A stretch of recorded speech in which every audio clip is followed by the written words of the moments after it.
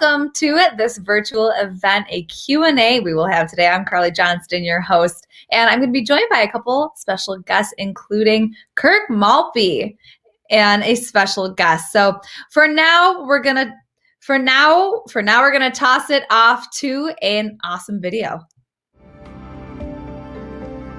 Good thing is, Steve's already done it with Tampa, and then he wasn't there to maybe get the cup this year, but everybody in Tampa and around hockey circles know he's the one that built that organization up. There's a lot of good news in Detroit. Like Steve Yzerman is doing a marvelous job rebuilding things. They're way ahead of where they were. They're way ahead of where people thought they would be. I love the patience with the coach. I think Jeff Blashill's a really good coach. I think it's significant that he found some players that want to be in Detroit. That helps you land these guys, and it also helps you to have a good atmosphere, enthusiasm, some passion. I do, from a team standpoint, believe that we are a better team this year, moving forward with the signings that we made, and I'm looking forward to seeing the new guys and the current guys and some of the young guys making a push to be a Detroit Red Wing this coming year.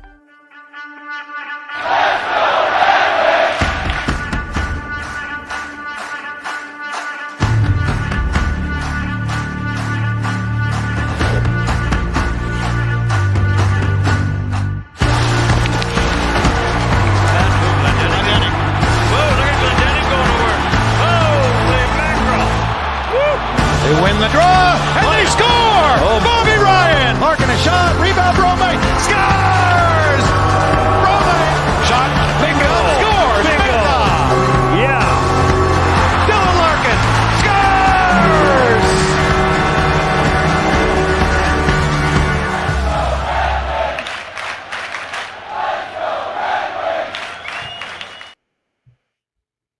How exciting, especially on a game day that's going to be really amped up for the game tonight against the Nashville Predators. But for now, I'm going to bring in a couple special guests. First time, for four-time Stanley Cup winner, Kirk Maltby is joining us today. And of course, Spencer Ambrosius. I'm so happy that we are here to talk today on a game day. I mean, what better day to talk about being part of the Winged Wheel Nation than today?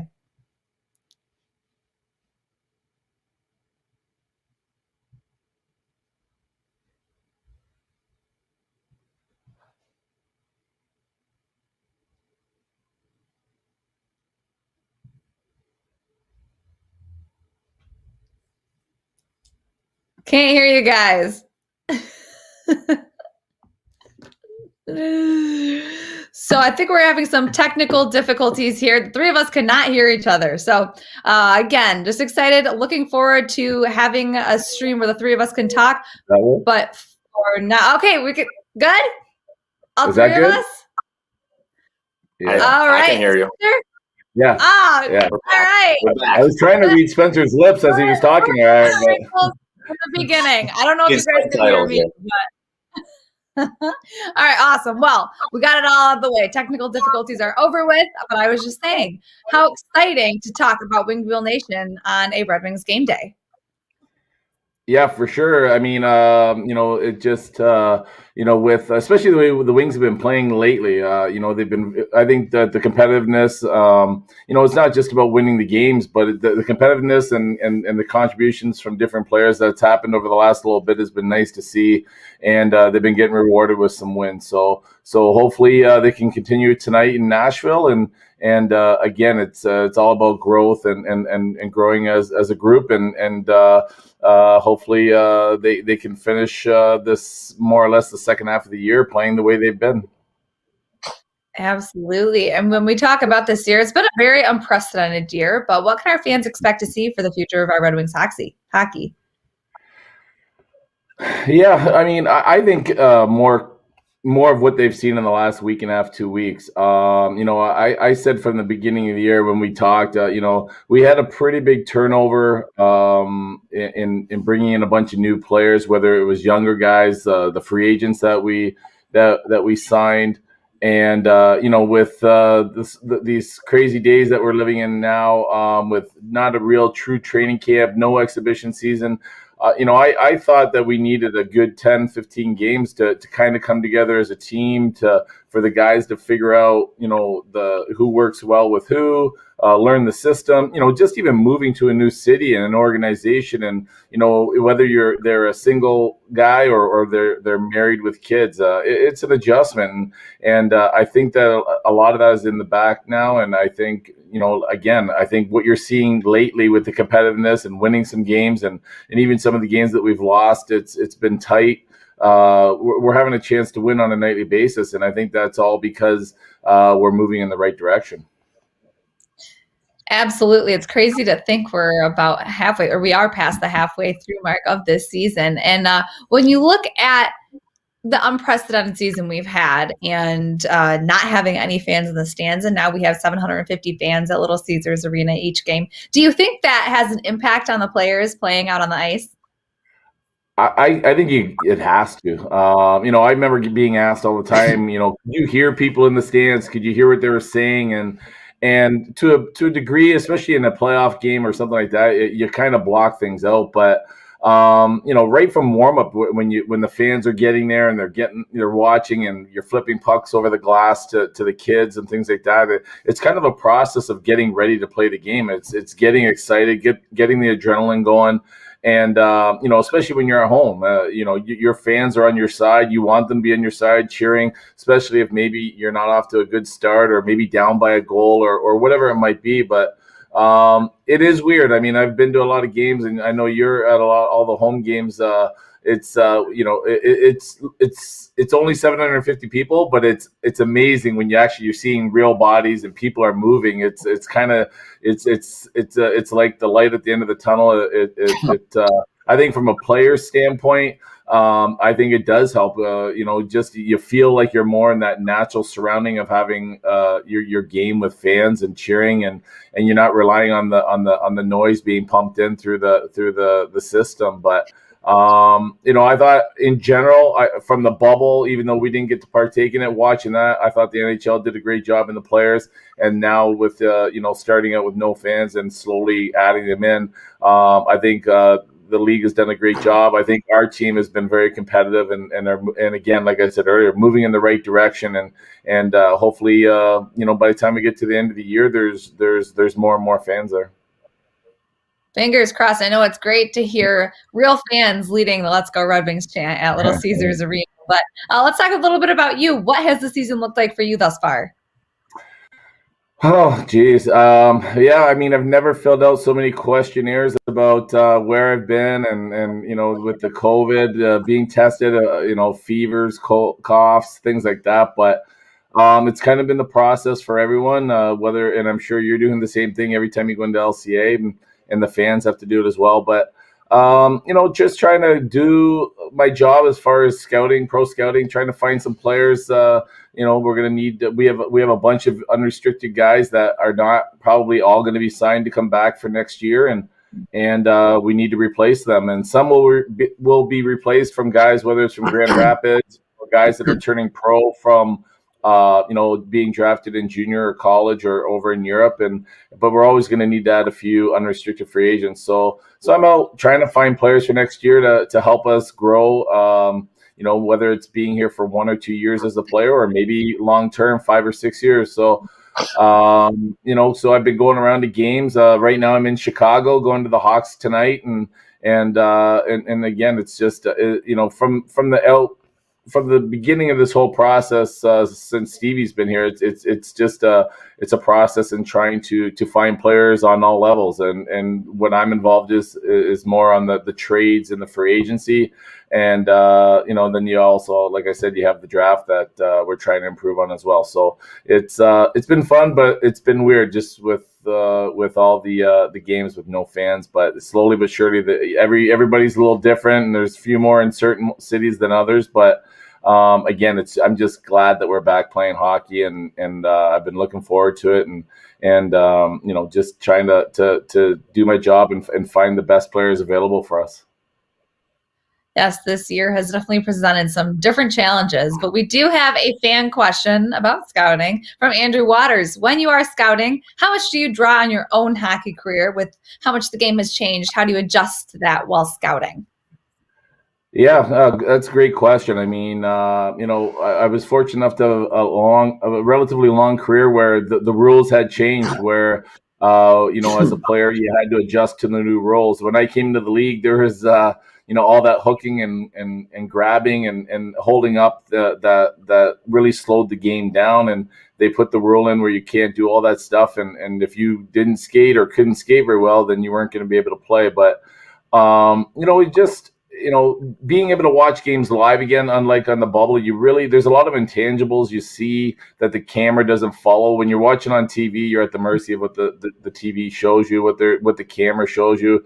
When I played, obviously being a fourth line type of guy, got to be a part of a lot of teams that had great players, guys that had different roles, whether it was scoring, defensive, all sorts of, toughness, things like that. So, from my standpoint, I just try to find guys that want to work hard, that want to play hard, guys that, when something bad goes on during the game, you kind of watch them to see how they react their next shift. How do they pick themselves up and get back into play or get off the ice so that the guy coming on can get back on and help the team get involved. But there's a lot of little things that you watch that the TV doesn't show you. So, as an ex-player, I guess that's where I get to, from experience, you kind of get a good feeling when you see certain things, especially when you see a guy do it, not just 1 or 2 games, but you start seeing these guys like 7, 8, 9, 10 games. And you kind of get a good feeling what they're like. And then, in the hockey world, it's a small world too. It's you kind of get to know, you can ask a lot of questions. Everybody knows somebody to see, what kind of person the player might be. Because at the end of the day, you want, it's not just about bringing in the best players, the best fit, but you want to make sure you're bringing in good character people as well. Absolutely. I know. I'm sure it's a lot to look at especially when you're looking at so many guys. It's definitely been difficult this year. But we do have another fan question. I like this one. I think this is going to be a hard one to answer. From Great Cartlet. Favorite moment as a Red Wing? Oh man, there's so many great moments as a Red Wing. Obviously, starting with the first cup, and that's usually the question I do get. Which one's your favorite?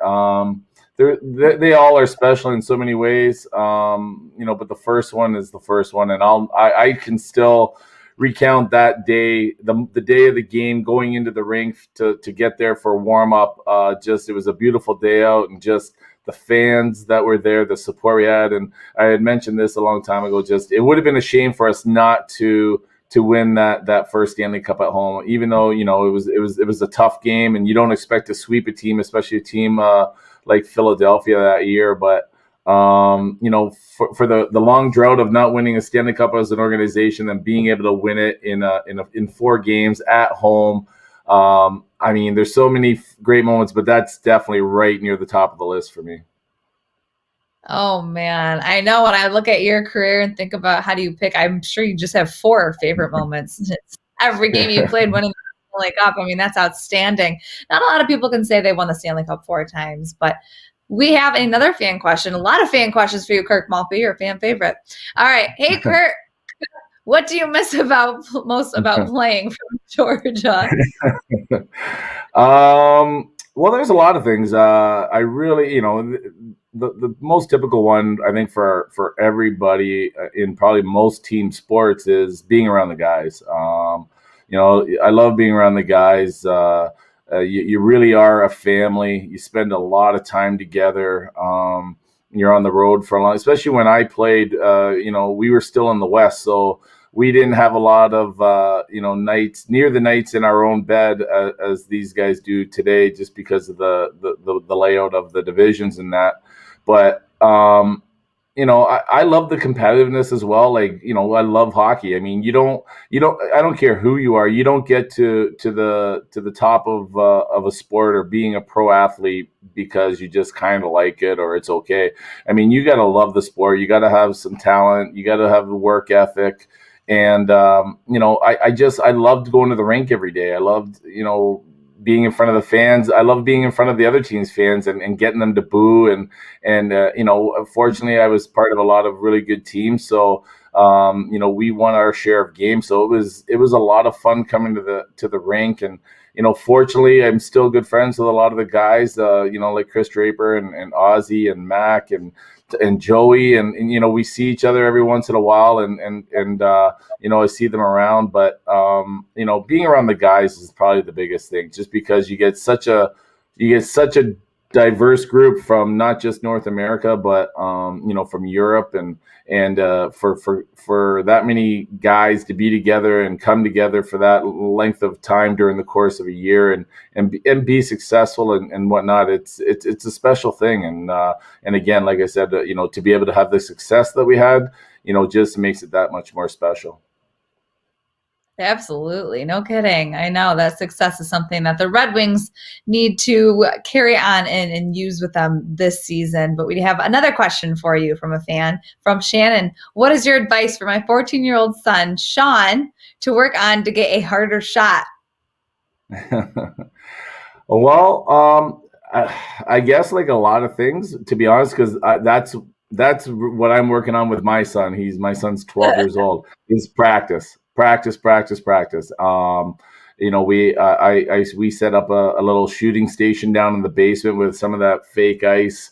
And there's a lot of times where, whether I'm on the road scouting or if I'm at home and I talk to him, I ask him if he's shot his pucks today. And, it's either a yes or sometimes it's a yes, but I can tell he's kind of hesitant. So I'm like, maybe you should go back down and try and shoot, a few more. But at the end of the day, it really is practice. And, with his team, maybe have a coach, 5 minutes before practice, maybe 5 minutes at the end of practice, work with them. Obviously, I've never seen her son play, but just, maybe there's something he could do a little differently. But again, it's repetition. It's like hitting a baseball, I think, or a golf ball. You just got to practice, and you kind of just, it comes more natural, and you get stronger. Obviously when they're kids, but this equipment that they have these days,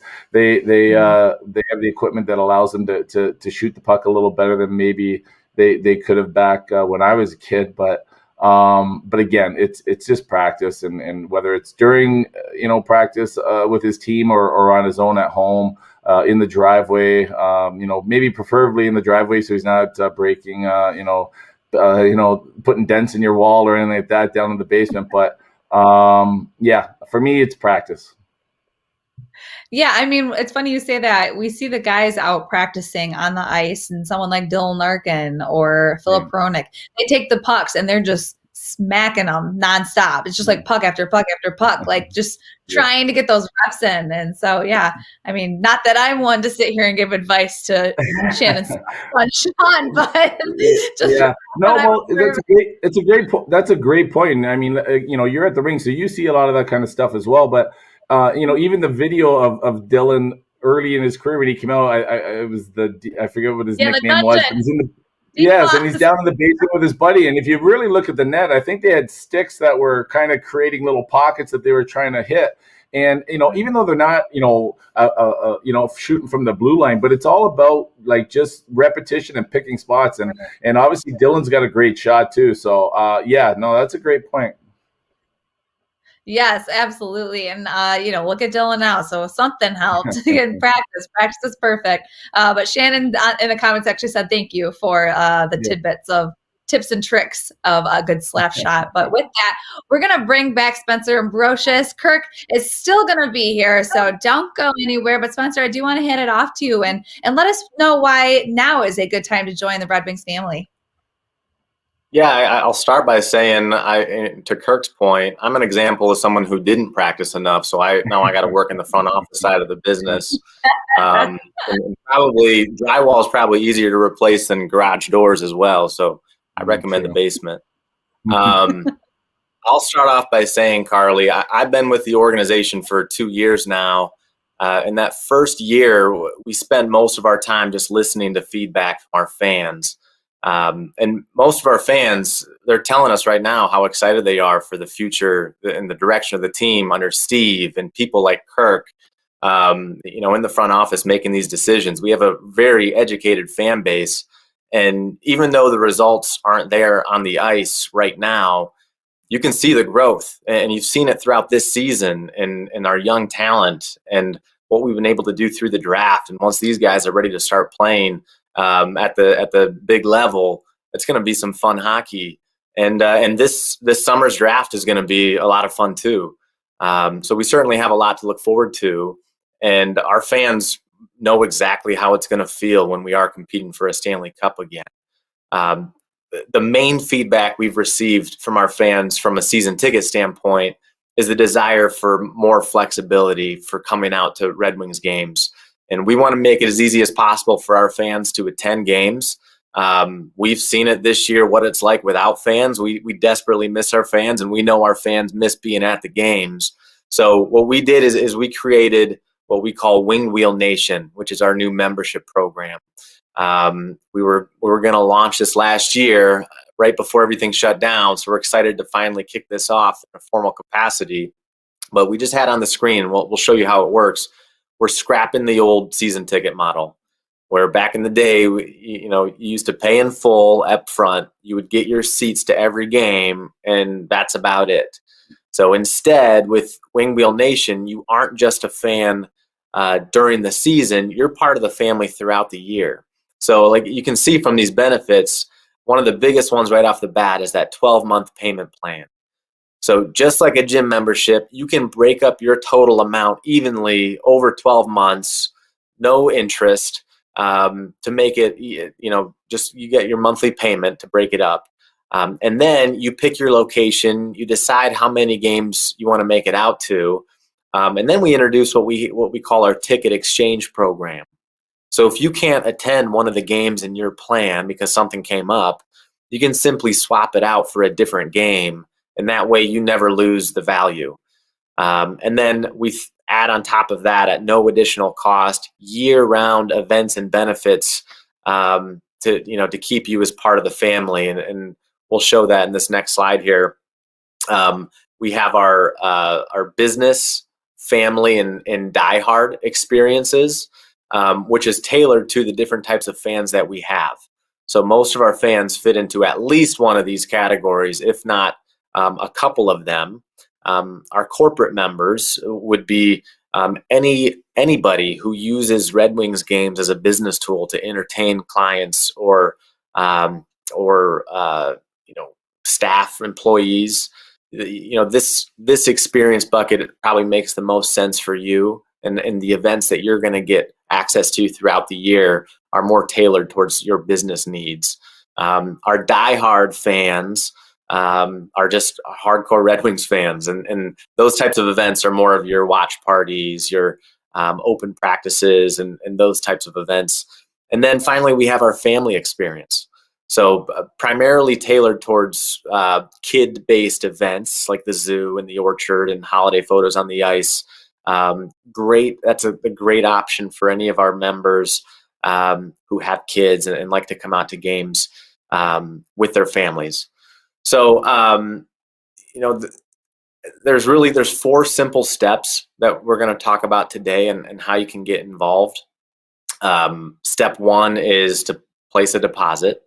It's as little as $50 if you just want to be in the building for next season.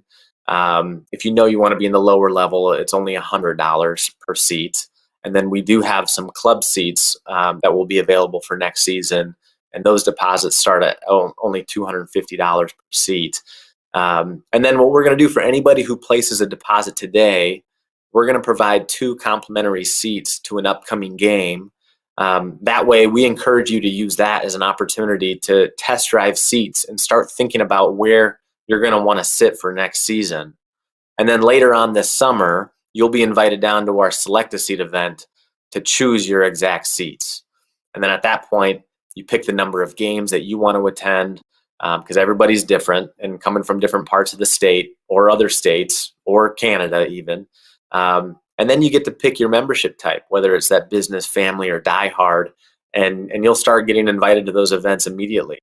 So again, if you place your deposit today, we already have a lot of people signing up. It's very encouraging to see the folks who are ready to get back out here for next season and beyond.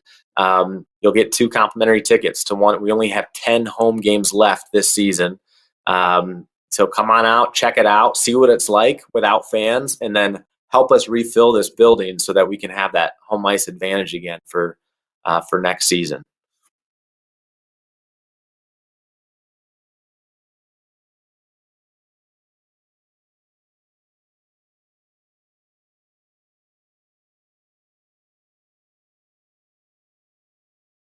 I think we lost. Can we hear you? Can you hear me? There you go. There you go. Yep. Oh man, they're so sick of hearing me. They've been muting me behind the scenes. I know I talk a lot, but sheesh. All right. I was going to say that's outstanding. I'll take the Die Hard package. I'm just repeating myself. I feel like okay. Last question for Kirk. I know Spencer wants to know as well. Why is Wingfield Nation so important to the team, and how important is it for these players to play at home with a sold-out crowd? Well, it was brought up earlier. We do have very knowledgeable hockey fans. We have great fans. Obviously everyone wants to win. Everyone wants to be a part of winning. But even through some of these tough times, our fan base has still been there.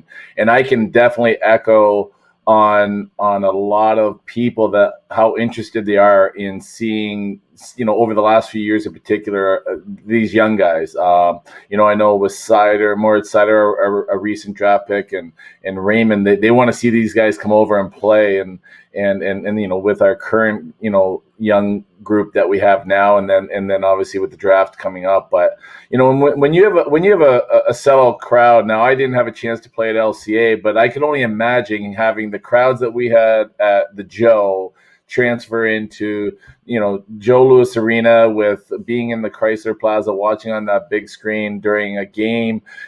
For me, say my favorite Stanley Cup game against Philadelphia. Like, I could only imagine the atmosphere, how loud it would be. Just having the amenities for everyone. Like, I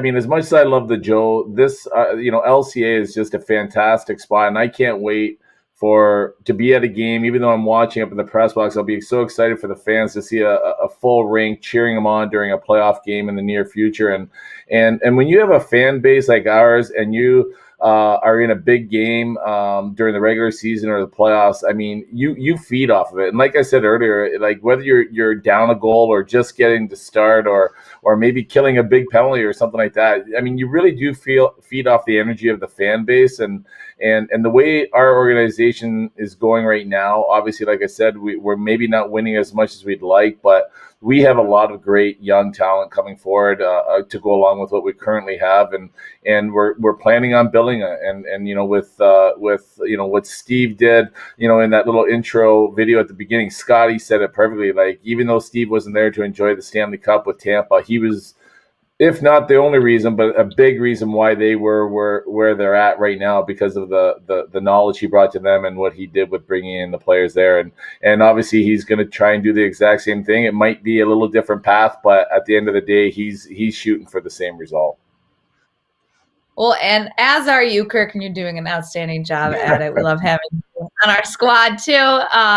Outstanding. Great to hear from both of you, Spencer and Kirk. Thank you so much for joining me on this Winged Wheel Nation virtual event. I want to remind everyone, though, to place a deposit now by visiting DetroitRedWings.com/DRW deposit. Act fast. And just to remind you about that incentive, if you place a deposit, you can receive 2 complimentary tickets to a game this season, as Kirk was saying. A lot of fun to be had so far. We are only, we're more than halfway through this season, so we still have about 10 home games. So act fast. I mean, seats are going quick. So Spencer, Kirk, thanks again once. Outstanding to see. I don't know where I'm going with this, you guys. Wheels are falling off. Thanks, Carmen. Yeah. Thanks, Kirk. Appreciate it. No, thanks for having me. Yeah, no. We'll see you at the next game. right. Well, thank you guys again for an outstanding event. Excited to see the Red Wings take on the Nashville Predators today. Best of luck to you in Chicago, Kirk. Thank you. Appreciate it. And hope to see you guys down at the arena soon. Absolutely. Let's go Red Wings.